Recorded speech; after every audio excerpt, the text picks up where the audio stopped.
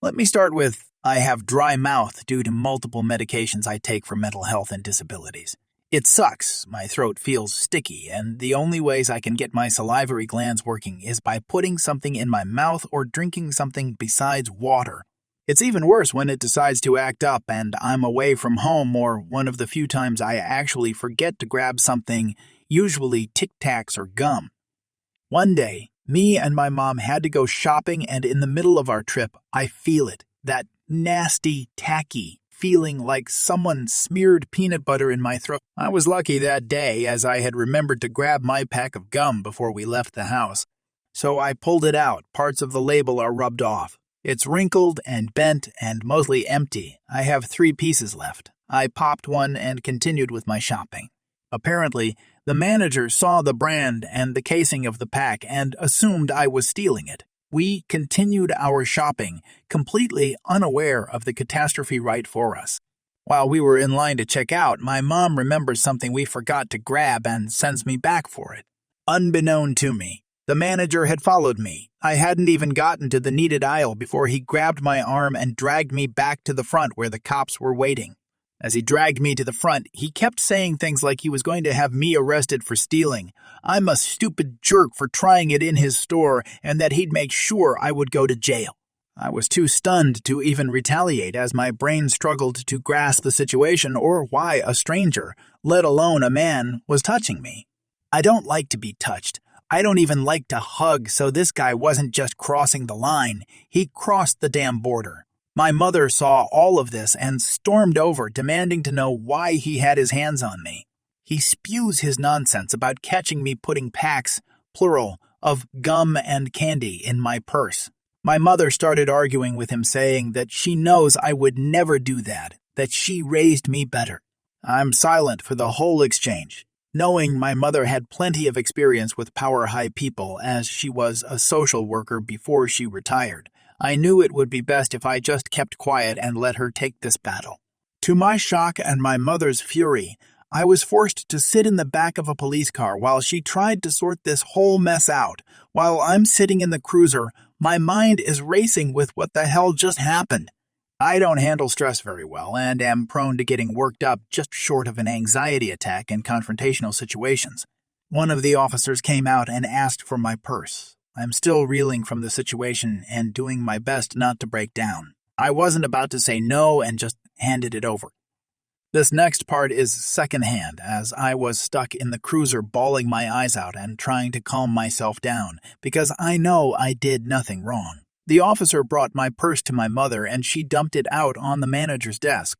A bunch of stuff fell out: a half-used mini art pad, a Faber-Castell pen, a bunch of change and bills, my wallet, several receipts, and the cause for all of this, my 3/4 empty pack of gum. My mom handed the pack to the officer and asked, "Does this look like she just stole it right off the shelf? And where is all the candy he says she took? This is harassment. He had no proof before he called you. Now, my daughter is in a cop car freaking out because she's just been threatened for something she clearly did not do." The officers rummaged through my stuff and couldn't find anything that would have warranted a call. I can imagine my mother sitting across from the manager giving him an icy glare that was usually reserved for work or court. Of course, the manager isn't about to back down and starts grasping at straws for why I need to be arrested when my mom drops the bombshell that made even the cops blanch.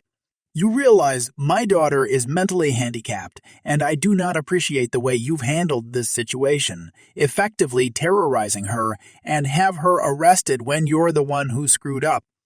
You're lucky I don't take this over your heads as a discrimination case.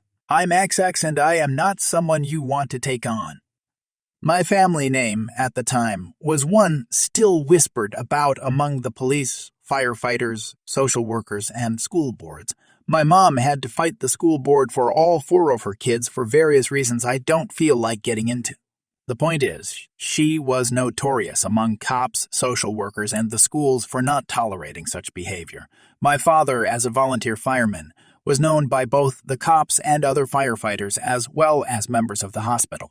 He was very well regarded since he had burns from one particular fire. There were judges that remembered my mother fondly and liked her no-nonsense methods and her tendency to be thorough and covering all the bases. Our name was known across 5 counties by judges and social workers. They knew that if my mom got involved, it meant someone screwed up and she was going to get things done and take no prisoners.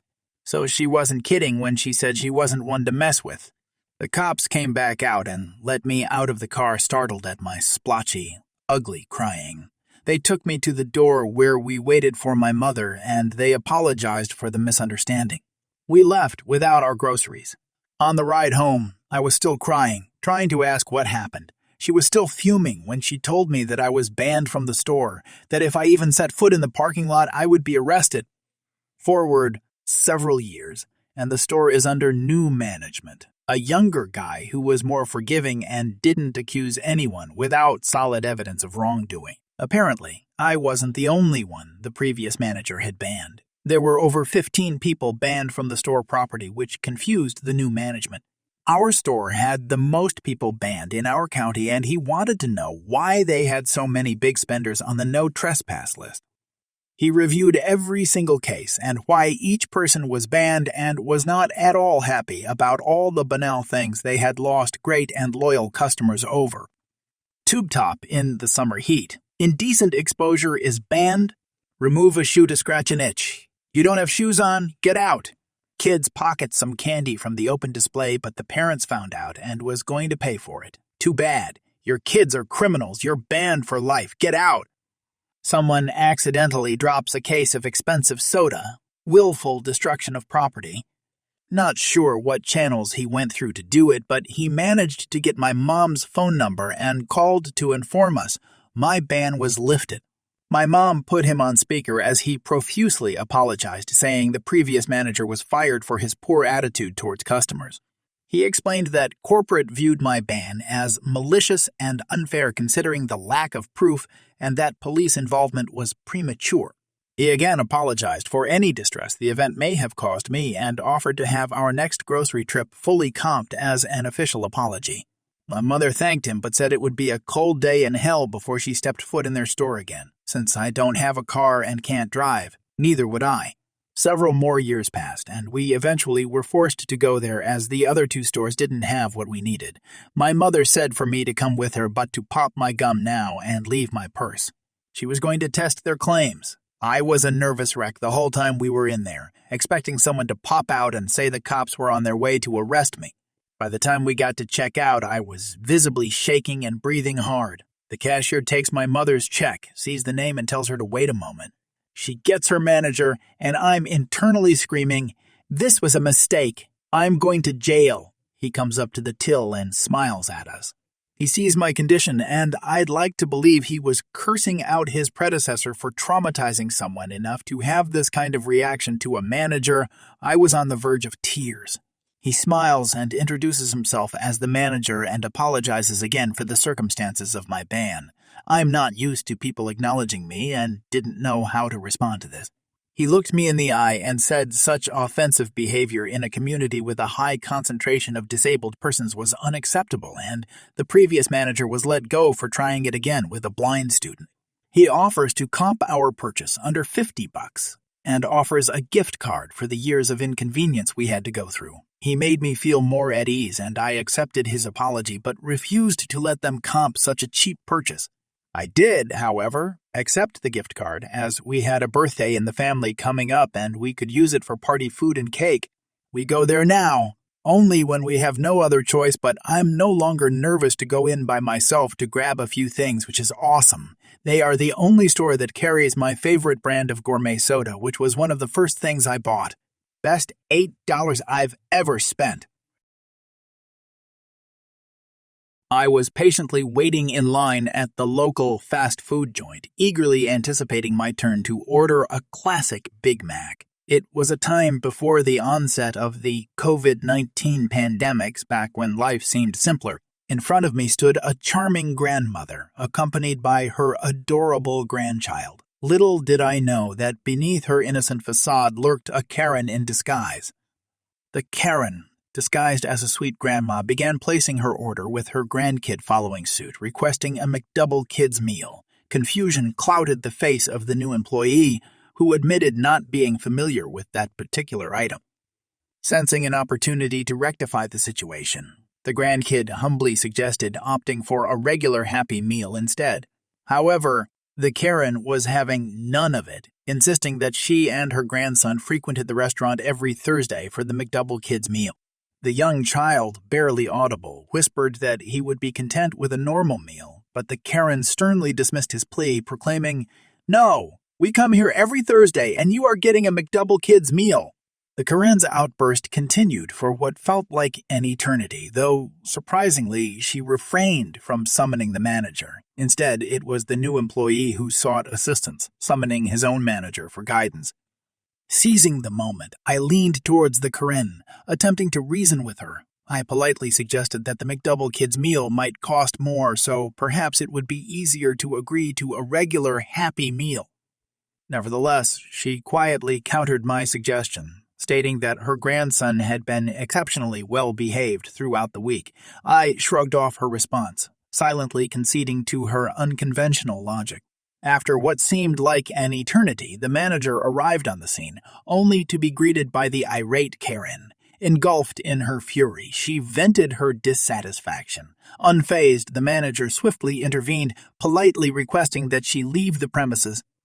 Shortly after, he turned to the employee, expressing his regret for the encounter and advising him to contact him directly if such situations were to arise in the future before the Karens could escalate the situation. With that, the manager retreated to his post and the employee resumed his duties, visibly relieved. Moved by the employee's composure and the challenging circumstances he faced, I decided to leave him a token of appreciation. I handed him a $10 bill as a tip, hoping to alleviate some of the emotional burden caused by the unruly Karen. 2 weeks ago, during my vacation in Bali, an incident occurred that left me both amused and frustrated. It was just before the new year, around December 26 or 27, 2021. Let me provide some context. I'm a Chinese descent, Indonesian guy from Jakarta, so I don't blend in as a local. Before delving into the story, I must mention that despite tourism being allowed, strict measures were in place due to the ongoing pandemic. Wearing masks indoors and outdoors, practicing social distancing, and following other safety protocols were compulsory except while eating. Additionally, foreign visitors were required to undergo a 14-day quarantine. Consequently, most foreigners in Bali at that time were either residents or individuals stranded due to travel restrictions. On that particular day, I found myself accompanying my mom and grandma to H&M as they wanted to take advantage of a discount on clothes. As fate would have it, an Australian boy of around 10 years old and his mother, who appeared to be in her early 30s, entered the store without wearing masks. The mall security promptly approached them and requested that they put on their masks. However, they responded by exhibiting entitled behavior, berating the security personnel. It was only when the security guard threatened to remove them from the premises and involve the police that they begrudgingly complied. Now, here's where the story takes an interesting turn. After entering the store, the child immediately took off his mask and approached me, asking, "Where are the kids' sizes?"